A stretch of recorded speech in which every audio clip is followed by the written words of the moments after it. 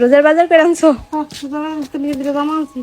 রোজা রেখে বাজার করাটা কষ্টের। আমাদের বাড়িতে যেহেতু কোনো পুরুষ মানুষ নাই, তাই আমার মাকেই বাজার করতে হয়। আসসালামু আলাইকুম, সবাই কেমন আছেন? আশা করি সবাই ভালো আছেন। আজকে আমার মা একা একা কি কি বাজার করে আনলো সেটাই দেখছিলাম। ধনেপাতা, টমেটো, জিরা, চিনি, ছোলা আর বেসন, বেগুনি খাওয়ার জন্য বেগুন, শুকনা মরিচ, পেঁয়াজ আর আলু। এবার দেখি কি কি ফল এনেছেন। এগুলো হচ্ছে খেজুর, বাড়িতে ছোট ছোট বাচ্চা থাকলে যা হয়। এগুলো হচ্ছে আঙ্গুর, খেয়ে শেষ করে ফেলেছে। 1200 টাকা KG cherry mango, half kilo এনেছিল, এখন দেখি মাত্র 2টা আছে। এরপরে হচ্ছে নাশপাতি, আমার বাচ্চা স্ট্রবেরি অনেক পছন্দ করে, 300 গ্রাম স্ট্রবেরি এনেছিল, এখন মাত্র 3টা আছে। আমাদের এখানে স্ট্রবেরির কেজি 1000 টাকা। এরপরে হচ্ছে মালটা, আপেল আর যা যা লাগে বাড়িতে আছে। যাই হোক, আমার মা আমার জন্য ঈদ উপলক্ষে ড্রেস এনেছে, তাও আবার 2টা ড্রেস এনেছে, একটা নরমাল আর একটা গর্জিয়াস। আমার মায়ের পছন্দ আছে বলতে হবে। 2টা 3 পিসি অনেক সুন্দর, একটা চান রাতের জন্য আর একটা ঈদের জন্য। মাকে বললাম আমার জন্য আনছো কেন? মা বলে তোরে নিয়ে গেলে তো আর তুই নিজের জন্য কিনবি না, তাই আমি পছন্দ করে আনছি তোর জন্য। যাই হোক, মাছের বাজারে ছিল রুই মাছ, এটা ছোট রুই, আমাদের এইদিকে নলা মাছ বলে, আর গরুর মাংস। ফ্রিজে আরো মাছ মাংস আছে, তাই অল্পই এনেছে।